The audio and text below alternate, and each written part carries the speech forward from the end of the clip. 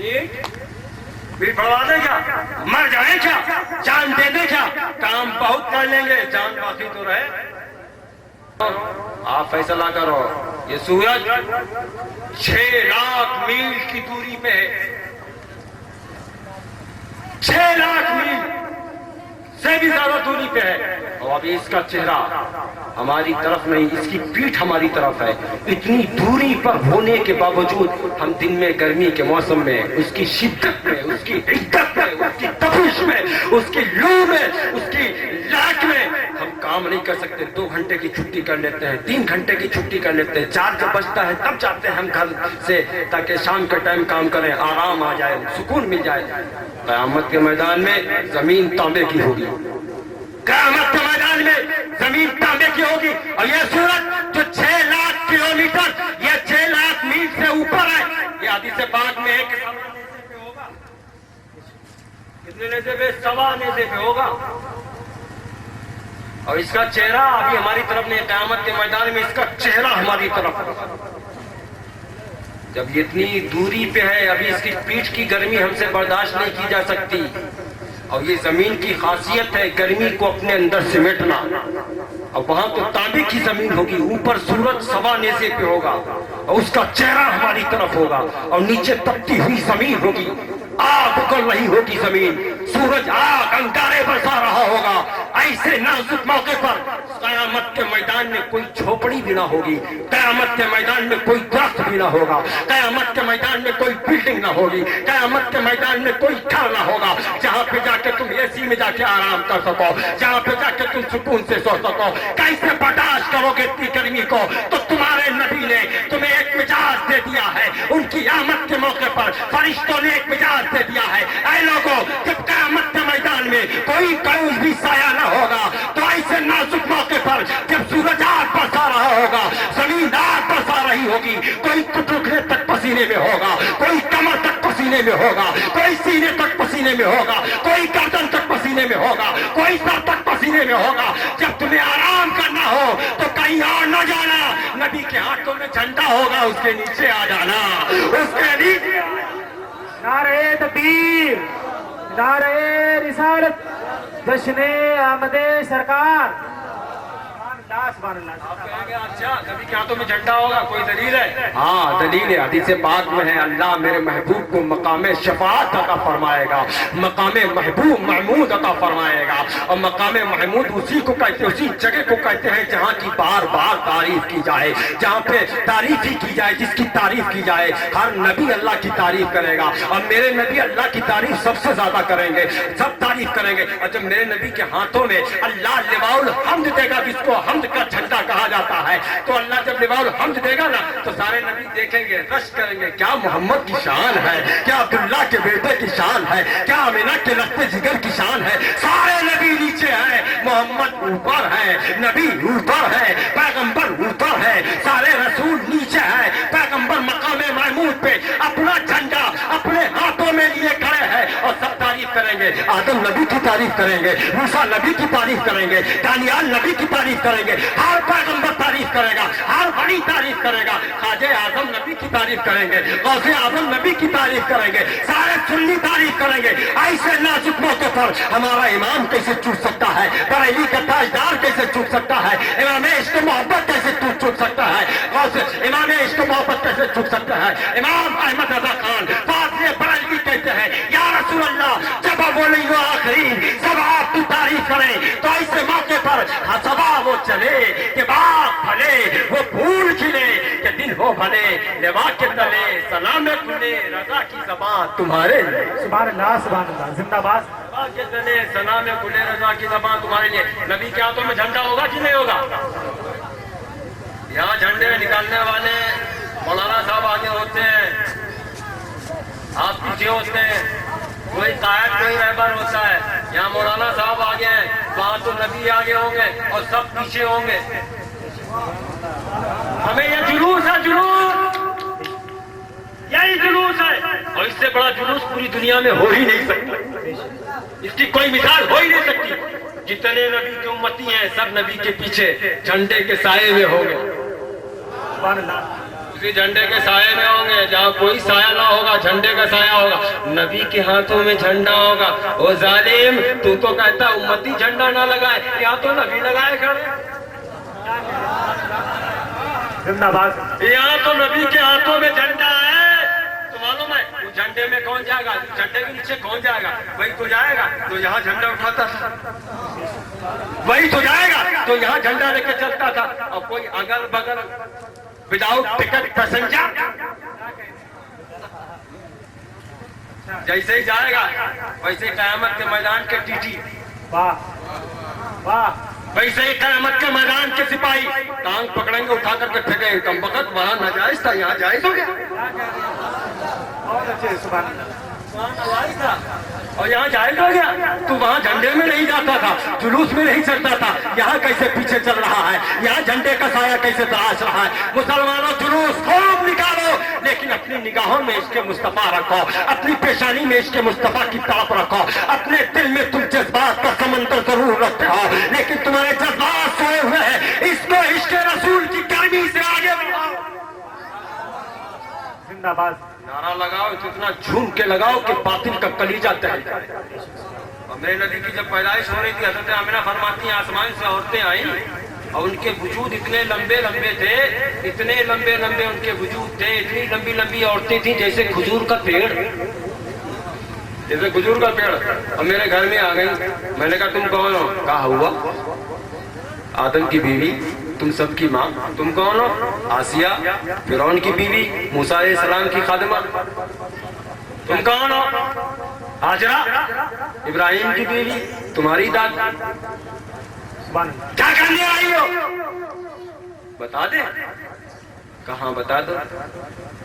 कि तुम जिनको जन्म देने वाली हो ना, उनकी दाई बनने आए हैं। अरे नहीं, कसम खुदा की मैं अपना कलेजा निकाल रहा हूँ यार, ऐसे मजमे में ऐसी तकरीर नहीं कर पाता। क्या कहने? जिंदाबाद। तुमको जिनको जन्म देने वाली हो, मैं उनकी दाई बनने आई हूँ। अच्छा एक बात बताओ, हजरत आदम की बीवी जो हम सबकी माँ है, हजरत हव्वा, इनका इंतकाल कब हुआ था? हजरत आदम के जमाने में ना, बोलो, हजरत आदम के जमाने में। हजरत आसिया का इंतकाल फिरौन के जमाने में, ये हजरत मूसा अलैहिस्सलाम के जमाने में हो गया था। हजरत मरियम का विसाल हजरत ईसा अलैहिस्सलाम के जमाने में। हजरत हाजरा का इंतकाल हजरत इब्राहिम अलैहिस्सलाम के जमाने में। या अल्लाह, ये औरतें इंतकाल कर गई और ये आमिना के घर में कहाँ से आ गई? ये आमिना के घर में कहाँ से आ गई?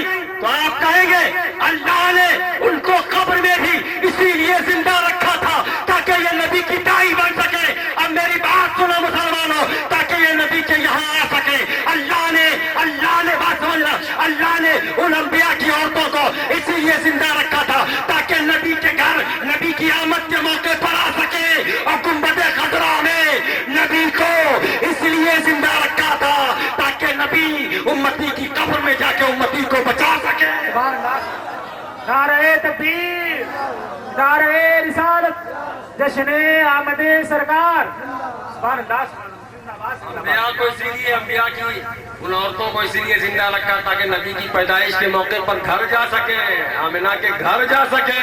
और नबी को इस कब्र मुनव्वर में इसीलिए अल्लाह ने जिंदा रखा ताकि कयामत तक के उम्मतियों को कब्र के अजाब से मुस्तफा बचा सके, मुस्तफा बचा सके। और अगर बचाए ना तो उम्मती की कब्र में आए ना, अगर बचाए ना तो उम्मती की कब्र में आए ना। हज़रत आमिना फरमाती वो औरतें आई और उन्होंने कहा आमिना मुबारक हो, तुम सारे नबियों की सरदार की माँ बनने वाली हो। आमिना मुबारक हो, मुबारक हो, मुबारक हो, जिनके सदक़े में सारी कायनात को वजूद बख्शा गया वो आने वाले। जिब्रील अमीन आए, कहते हैं इज़हर या सय्यदुल मुरसलीन, इज़हर या खातमुन नबिय्यीन। रसूलुल्लाह आ जाइए, कायनात इंतजार कर रही है। रसूलुल्लाह आ जाइए, सारी दुनिया इंतजार कर रही है। हर नबी की रूह झूम रही है, जन्नत के दरवाजे खोल दिए गए, आ जाइए। हूरों की कतार आपके घर में भेज दी गई, आ जाइए। मोमिनीन की आवाज़ें मचल रही है, आ जाइए। हम सब महबे इंतजार हो, आ जाइए। और जब आमिना का बकरे मुर्गी आमिना के शिकमे अतार से बाहर आया तो तारीफ فرماتی ہے کہ میں نے اپنے بیٹے کو جب جنم دیا نا تو ایسی خوشبو نکلی کہ مشک میں ویسی خوشبو نہ تھی، اتنی روشنی نکلی۔ رأیت قصور شام، میں نے شام کے محلوں کو دیکھا، مصر کی چراگاہوں کو دیکھا۔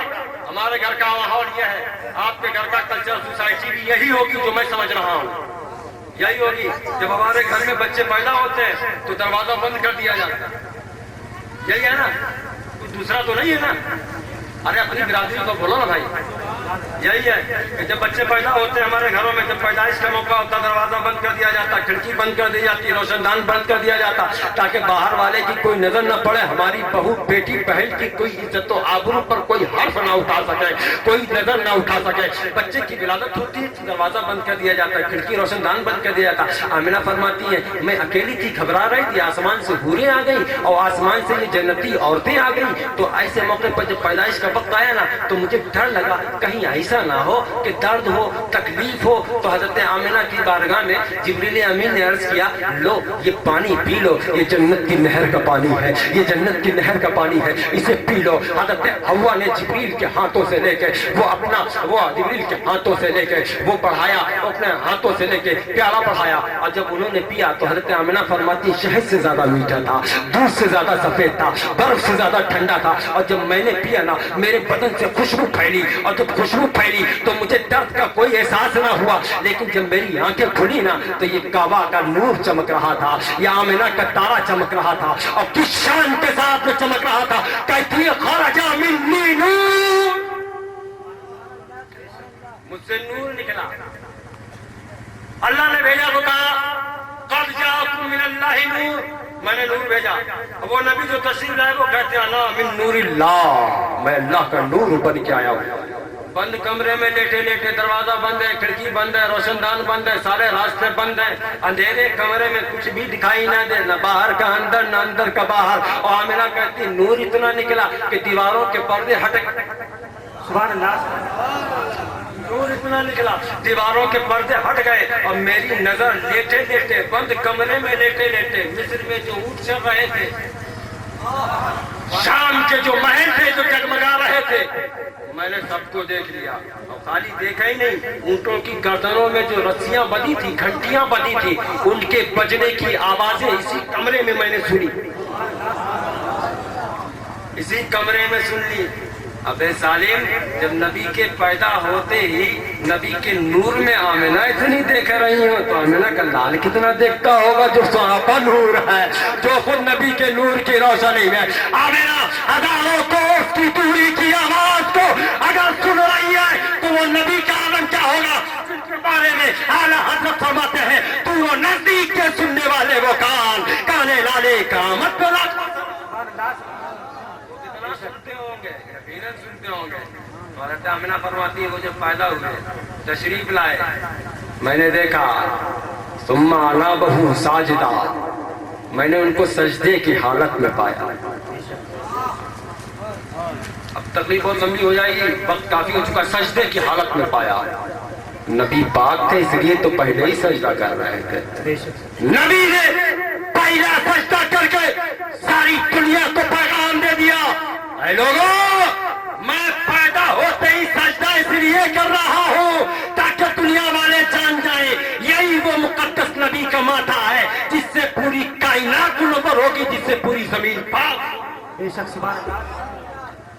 اور یہ ہندوستان ہے الحمدللہ، جو لوگ 12 ربیع الاول شریف کو جلوس نہیں نکالتے، وہ بھی کم وقت جو جھنڈا نہیں لگاتے، 15 اگست کو بڑے بڑے ٹانگتے ہیں ڈالوں پہ، بڑے بڑے ڈالوں پہ ٹانگ دیتے ہیں، جھنڈے لگاتے ہیں، یہاں چھوٹے چھوٹے لگانے میں چھاتی پڑتی ہے، چھوٹے چھوٹے